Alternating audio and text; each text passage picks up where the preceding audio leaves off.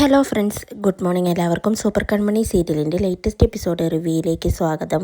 അങ്ങനെ വരുണും കൂട്ടുകാരും കൂടി ചേർന്ന് മാനസയെക്കുറിച്ച് സംസാരിക്കുകയാണ്.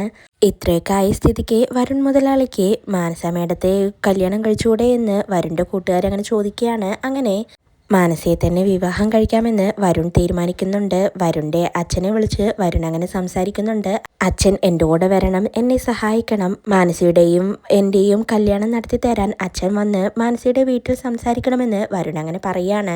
എന്നാൽ വരുണിൻ്റെ അച്ഛൻ പറയുന്നുണ്ട്, നീയും അവളും തമ്മിൽ ഒരു ബന്ധവുമില്ലെന്നല്ലേ ഇത്രയും ദിവസം പറഞ്ഞത്? എന്നിട്ടിപ്പോൾ എന്താണ് നിനക്ക് പുതിയൊരു മാറ്റം? കുറച്ചു കാലം വരെ നീ കൺമണിയുടെ പിന്നാലെയല്ലേ? അവളുടെ അടുത്ത് നിന്നും കുറേ വാങ്ങിച്ചു കൂട്ടിയിട്ടുണ്ടല്ലോ. ഇപ്പം എന്താ മാനസയുടെ പിന്നാലെ പോവാനാണോ നിന്റെ പുതിയ പ്ലാൻ? ഇനി നീ എന്ത് ചെയ്താലും ശരി, നിന്റെ കൂടെ ഒന്നിനും ഞാൻ കൂടെ നിൽക്കില്ല. എനിക്കിനി വയ്യ, മടുത്തു എന്ന് വരുണിൻ്റെ അച്ഛൻ അങ്ങനെ പറയാണ്. എന്നാൽ വരുണിൻ്റെ അച്ഛനോട് വാശിയോടെ പറയുന്നുണ്ട്, എന്തൊക്കെയായാലും ശരി, ഞാൻ മാനസയുടെ വീട്ടിലേക്ക് പോവുകയാണ്. ഞാൻ മാനസയെ വിളിച്ചുകൊണ്ടേ ഇങ്ങോട്ടേക്ക് വരൂ എന്ന് പറഞ്ഞ് വരുണും കൂട്ടുകാരും കൂടി മാനസയുടെ വീട്ടിലേക്ക് പുറപ്പെടുകയാണ്. അതിനുശേഷം സാഗറും സുജുവും അമ്പലത്തിലേക്ക് പോയ സമയത്ത് കൃപ പുറത്തേക്ക് പോവാൻ റെഡിയായി വരികയാണ്. ആൻറ്റിയമ്മേ ഞാനിപ്പോൾ വരാം, ഞാനൊന്ന് പുറത്തേക്ക് പോവുകയാണെന്ന് ചോദിക്കുമ്പോൾ ആൻറ്റിയമ്മ പറയുന്നുണ്ട്, നിന്നെ സാഗറും സുജുവും അമ്പലത്തിലേക്ക് വിളിച്ചതല്ലേ, അപ്പോൾ നീ പോയില്ലല്ലോ, ഇപ്പം നീ തിടുക്കപ്പെട്ട് എങ്ങോട്ടാണ് പോകുന്നതെന്ന് ചോദിക്കുമ്പോൾ കൃപ പറയുന്നുണ്ട്, ഇപ്പം എങ്ങോട്ടാണ് പോകുന്നതെന്ന് എനിക്ക് ആൻറ്റിയമ്മയോട് പറയാൻ പറ്റില്ല. അങ്ങനെ എന്തിനും ഏതിനും എല്ലാവരോടും പറഞ്ഞിട്ട് പോകണമെന്നില്ലല്ലോ, എനിക്ക് എൻ്റെതായ കാര്യങ്ങളുണ്ടാവില്ലേ എന്നൊക്കെ ആൻറ്റിയമ്മയെ സോപ്പിട്ടുകൊണ്ട് കൃപ അങ്ങനെ തമാശ രൂപേണ പറയുന്നുണ്ട്. എന്നാൽ ആൻറ്റിയമ്മയാണെങ്കിൽ കൃപയോട് വാശി പിടിക്കുന്നുണ്ട്, അങ്ങനെ എങ്ങോട്ടും പറയാതെ നിനക്ക് ഇവിടെ നിന്ന് പോവാൻ പറ്റില്ല, എങ്ങോട്ടാണെന്ന് കൃത്യമായി എന്നോട് പറയണമെന്ന് ആൻറ്റിയമ്മ അങ്ങനെ പറയുമ്പോൾ കൃപ പറയുന്നുണ്ട്, ഞാൻ ഏട്ടൻ്റെ അടുത്തേക്ക് പോവുകയാണ്. ഇത്ര നേരം ആൻറ്റിയമ്മയെ ദേഷ്യം പിടിപ്പിക്കാൻ വെറുതെ ഞാൻ പറഞ്ഞതാണ്, ഞാൻ ഏട്ടൻ്റെ അടുത്ത് പോയിട്ട് വരാമെന്ന് പറഞ്ഞ് ആൻറ്റിയമ്മയോടും യാത്ര പറഞ്ഞ് വളരെ സന്തോഷത്തോടെ കൃപ പോവുകയാണ്. കൺമണിയുടെ വീട്ടിലാണെങ്കിൽ ശ്രീനിവാസൻ കൺമണിയോട് പറയുന്നുണ്ട്, ആധാരം പണയം വെച്ച് നമുക്കതിൽ നിന്നും കിട്ടുന്ന ക്യാഷ് കൃഷിന് കൊടുക്കാം, ബിസിനസ് തുടങ്ങുന്നതിന് നമ്മുടെ ഭാഗത്തുനിന്ന് എന്തെങ്കിലും സഹായം വേണ്ടേ, അതുകൊണ്ട് ആ ക്യാഷ് ഫുള്ളും കൃഷിന് കൊടുത്ത് സഹായിക്കാമെന്ന് അങ്ങനെ പറയുന്നുണ്ടെങ്കിലും കൺമണിക്ക് അത് ഒട്ടും തന്നെ താല്പര്യമില്ല. ആകെയുള്ള കച്ചിത്തുരുമ്പാണ് നമ്മുടെ ആധാരം, അതെടുത്ത് പണയം വെക്കണ്ട എന്ന് കൺമണി അങ്ങനെ പറയുന്നുണ്ടെങ്കിലും ശ്രീനിവാസൻ കൺമണിയോട് തീർത്ത് പറയുന്നുണ്ട് ആധാരം പണയം വെക്കാമെന്ന്. അങ്ങനെ രാവിലെ തന്നെ ശ്രീനിവാസൻ ആധാരം എടുത്ത് നോക്കുകയാണ്. കൺമണി അങ്ങനെ കുളിച്ചിറങ്ങി വരുന്ന സമയത്ത് ശ്രീനിവാസനാകെ ടെൻഷനോടെ ഇരിക്കുകയാണ്. ശ്രീനിവാസനെ കാണുന്നതും കൺമണി ചോദിക്കുന്നുണ്ട്, അച്ഛൻ എന്താണ് ഒരു ആലോചന എന്ന്. ശ്രീനിവാസനപ്പോൾ പറയുന്നുണ്ട്, മോളെ ഞാൻ ആധാരം എടുത്തു വെച്ചിട്ടുണ്ട്, നമുക്കത് കൊണ്ടുപോയി ഫിനാൻസ് ഓഫീസിൽ സംസാരിക്കാമെന്ന് പറയുമ്പോൾ കൺമണി പറയുന്നുണ്ട്, ഞാൻ ഇന്നലെ തന്നെ അച്ഛനോട് ഇതിന്റെ കാര്യം പറഞ്ഞതല്ലേ, ഇപ്പൊ പിന്നെന്തിനാണ് അതെടുത്ത് വെച്ചിരിക്കുന്നത് എന്നങ്ങനെ ചോദിക്കുകയാണ്. ശ്രീനിവാസനപ്പോൾ പറയുന്നുണ്ട്, ഈ കാര്യത്തിൽ മോള് ഞാൻ പറയുന്നത് അനുസരിക്കണം, ആ ഫിനാൻസുകാരോട് പോയി സംസാരിക്കണം, നടപടികൾ എന്തൊക്കെയാണെന്ന് ചോദിക്കണം, എത്ര രൂപ കിട്ടുമെന്നറിയണം, ഇതെല്ലാം നിനക്ക് വേണ്ടിയാണ് ഞാൻ ചെയ്യുന്നതെന്ന് ശ്രീനിവാസൻ അങ്ങനെ പറയുകയാണ്. ശാന്തമ്മായി ആണെങ്കിൽ അവിടെ അങ്ങനെ മുറ്റടിച്ചുകൊണ്ടിരിക്കുകയാണ്. അപ്പോഴേക്കും അങ്ങോട്ടേക്ക് ധനലക്ഷ്മി വരുന്നുണ്ട്. പിന്നാലെ തന്നെ സുലോചനമായും എത്തുകയാണ്. അങ്ങനെ ധനലക്ഷ്മി ശ്രീനിവാസനോട് പറയുന്നുണ്ട്, അച്ഛ എനിക്ക് അച്ഛനോട് ഒരു പ്രധാനപ്പെട്ട കാര്യം പറയാനുണ്ട്. മനോജേട്ടൻ എന്നെ വിളിച്ചിരുന്നു, മനോജേട്ടൻ്റെ ജോലി അവിടെ ഭയങ്കര കഷ്ടത്തിലാണ്, നല്ല ബുദ്ധിമുട്ടിലാണ് മനോജേട്ടൻ ഇപ്പോൾ അവിടെ ജീവിക്കുന്നത്, ജീവൻ തന്നെ അപകടത്തിലാണെന്നാണ് പറഞ്ഞത്. ഞാനിപ്പോൾ മനോജേട്ടനോട് ഇങ്ങോട്ടേക്ക് വരാൻ പറഞ്ഞു, ഇവിടെ എന്തെങ്കിലും ജോലി നോക്കാമെന്ന് പറഞ്ഞു, ഇവിടെ എന്തെങ്കിലും കച്ചവടം തുടങ്ങാലോ, അതിനുവേണ്ടി കുറച്ച് ക്യാഷൊക്കെ ചിലവാക്കേണ്ടി വരും, അതിനുവേണ്ടി അച്ഛൻ നമ്മുടെ ആധാരം മനോജേട്ടന് കൊടുത്തിട്ടുണ്ടെങ്കിൽ ഉപകാരമായിരുന്നു എന്നൊക്കെ ധനലക്ഷ്മി അങ്ങനെ പറയാണ്. ഇത് കേട്ടപാടെ കൺമണിയും ശ്രീനിവാസനും ആകെ ടെൻഷനാവുന്നുണ്ട്. ശ്രീനിവാസൻ എന്നിട്ട് പറയുന്നുണ്ട്, അതൊന്നും നടക്കില്ല, ആധാരം പണയം വെച്ചിട്ടുള്ള ഒരു കാര്യവും നടക്കില്ലെന്നേ ഞാൻ പറഞ്ഞുള്ളൂ, മറ്റെന്തെങ്കിലും രീതിയിൽ ഞാൻ നിങ്ങളെ സഹായിക്കാം എന്നങ്ങനെ ശ്രീനിവാസൻ പറയാണ്. അമ്മായിമാരപ്പോൾ പറയുന്നുണ്ട്, ഏട്ടതൊന്നും കാര്യമാക്കണ്ട, ഇവള് തോന്നുമ്പോൾ ഓരോ കാര്യങ്ങളായിട്ട് വരും, അതൊന്നും അങ്ങനെ നമുക്ക് നടത്തി കൊടുക്കാൻ പറ്റില്ലല്ലോ എന്ന് പറയാണ്. ധനലക്ഷ്മിക്ക് അപ്പോൾ ദേഷ്യം വരുന്നുണ്ട്. ധനലക്ഷ്മി പറയുന്നുണ്ട്, എൻ്റെയും മനോജേട്ടൻ്റെയും കാര്യം വരുമ്പോൾ നിങ്ങളെപ്പോഴും ഇങ്ങനെ തന്നെയാണ്, അവസാനം ഞങ്ങൾ എന്തെങ്കിലും ചെയ്തെന്ന് വരും, അച്ഛൻ എന്തായാലും അച്ഛൻ്റെ ആധാരം കെട്ടിപ്പിടിച്ചുകൊണ്ട് ഇവിടെ തന്നെ ഇരുന്നോ എന്ന് പറഞ്ഞ് ധനലക്ഷ്മി ദേഷ്യത്തോടെ അകത്തേക്ക് പോകുന്നുണ്ട്. സുലോചനമായി എന്നിട്ട് ശ്രീനിവാസനോട് പറയുന്നുണ്ട്, ഏട്ടാ ഇനി കുറച്ച് ദിവസത്തേക്ക് ധനലക്ഷ്മിക്ക് മുഖം വീർപ്പിക്കാൻ ഒരു കാരണം കിട്ടിയല്ലോ എന്നങ്ങനെ പറയുമ്പോൾ ശ്രീനിവാസൻ പറയുന്നുണ്ട്, നമുക്ക് അവളെ പറഞ്ഞ് മനസ്സിലാക്കാമെന്ന്. ശ്രീനിവാസൻ എന്നിട്ട് കൺമണിയോട് പറയുന്നുണ്ട്, മോൾ ഇതൊന്നും കണ്ട് പേടിക്കണ്ട, മോള് പോവാൻ റെഡിയാവുക എന്ന് പറയാണ്. അങ്ങനെ കൺമണിയും ശ്രീനിവാസനും അകത്തേക്ക് പോകുന്നുണ്ട്. അമ്മായിമാരെന്നിട്ട് സംസാരിക്കുന്നുണ്ട്.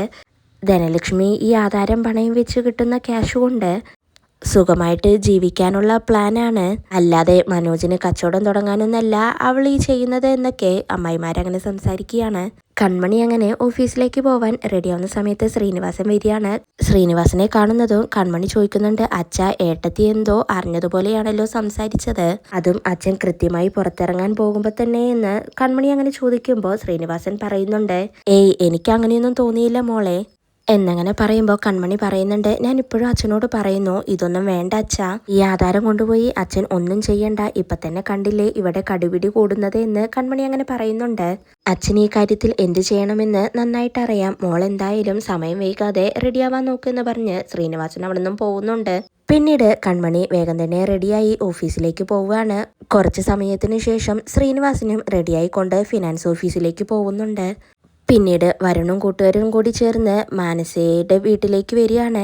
വരുണിനെ കാണുന്നതും ഹേമയ്ക്കും ജയമോഹനും ആകെ ദേഷ്യം വരുന്നുണ്ട്. അങ്ങനെ അവരോട് വരുൺ പറയുന്നുണ്ട്, ഇത്രയൊക്കെ ആയ സ്ഥിതിക്ക് മാനസയെ ഞാൻ തന്നെ കെട്ടാമെന്ന് വിചാരിച്ചു, മാനസയെ ഞാൻ കല്യാണം കഴിക്കാൻ തയ്യാറാണ്, നമുക്ക് രണ്ടു കൂട്ടുകാർക്കും കൂടി തീരുമാനിച്ച് ഇതങ്ങ് നടത്താമെന്ന് വരുൺ അങ്ങനെ പറയാണ്. ഇതും കേട്ടുകൊണ്ട് അങ്ങോട്ടേക്ക് മാനസ വരുന്നുണ്ട്.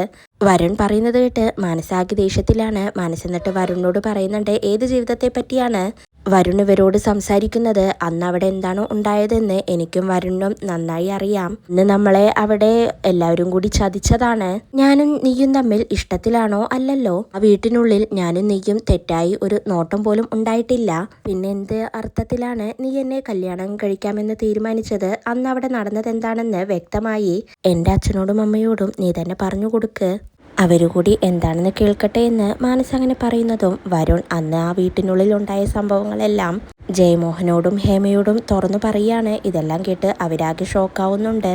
മാനസ വീണ്ടും വരുണിനോട് ചോദിക്കുന്നുണ്ട്, പിന്നെ എന്തിന്റെ പേരിലാണ് വരുൺ എന്നെ വിവാഹം കഴിക്കാനുള്ള മോഹവുമായി ഇങ്ങോട്ടേക്ക് വന്നതെന്ന് ചോദിച്ച് വരുണിന്റെ ചെകിടത്തടിക്കുകയാണ്. അതും കണ്ടുകൊണ്ടാണ് അങ്ങോട്ടേക്ക് കൃപ കൈയടിച്ചുകൊണ്ട് വരുന്നത്.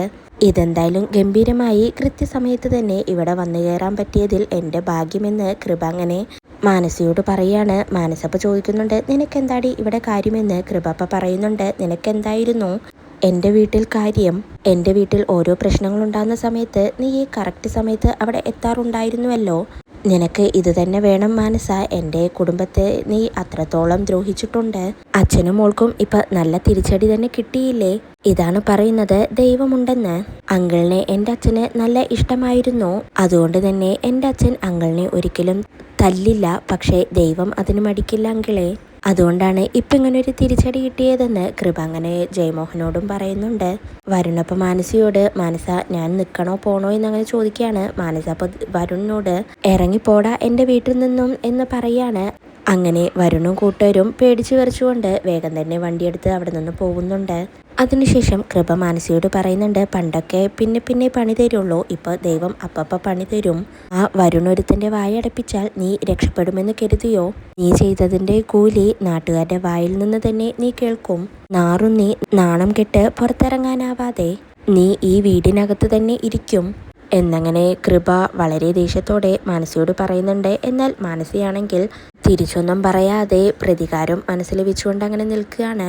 അതിനുശേഷം കൺമണി അലിഗയിൽ നിന്നിറങ്ങി ഫിനാൻസ് ഓഫീസിലേക്ക് വരുന്നുണ്ട്. ശ്രീനിവാസനാണെങ്കിൽ അപ്പോഴും ഫിനാൻസ് ഓഫീസിലേക്ക് എത്തിയിട്ടില്ല. കൺമണി അങ്ങനെ ശ്രീനിവാസനെ വെയിറ്റ് ചെയ്തുകൊണ്ടിരിക്കുകയാണ്. അപ്പോഴാണ് ശ്രീനിവാസൻ വരുന്നത്. കൺമണി ശ്രീനിവാസനെ കാണുന്നതും ദേഷ്യപ്പെടുന്നുണ്ട്. അച്ഛൻ എന്താണ് ഇത്ര ലേറ്റ് ആയത്, ഞാൻ എത്ര നേരമായി വന്നിട്ടെന്നോ, അലിഗയിൽ അത്യാവശ്യമായി ചെയ്തു തീർക്കേണ്ട കുറച്ച് ജോലികളുണ്ട്, അതൊക്കെ ഇട്ടിട്ടാണ് ഞാനിപ്പോൾ ഇങ്ങോട്ടേക്ക് വന്നത്, അച്ഛൻ എന്താ നടന്നിട്ടാണോ വന്നതെന്ന് ചോദിക്കുകയാണ്. ശ്രീനിവാസൻ അപ്പോൾ അതേ ഞാൻ കാഴ്ചകളൊക്കെ കണ്ട് അങ്ങനെ നടന്നു വരുമായിരുന്നു എന്ന് പറയുമ്പോൾ കൺമണി വീണ്ടും ദേഷ്യപ്പെടുന്നുണ്ട്. അച്ഛന് ഒരു ഓട്ടോ എടുത്ത് വരാമായിരുന്നില്ലേ, ഇതിപ്പോൾ എത്ര സമയമായി എന്നൊക്കെ കൺമണി അങ്ങനെ പറയുകയാണ്. ശ്രീനിവാസൻ അപ്പോൾ പറയുന്നുണ്ട്, എങ്കിൽ മോള് പോയിക്കോളൂ, അച്ഛൻ ഫിനാൻസുകാരോട് സംസാരിച്ചോളാം എന്ന് പറയാണ്.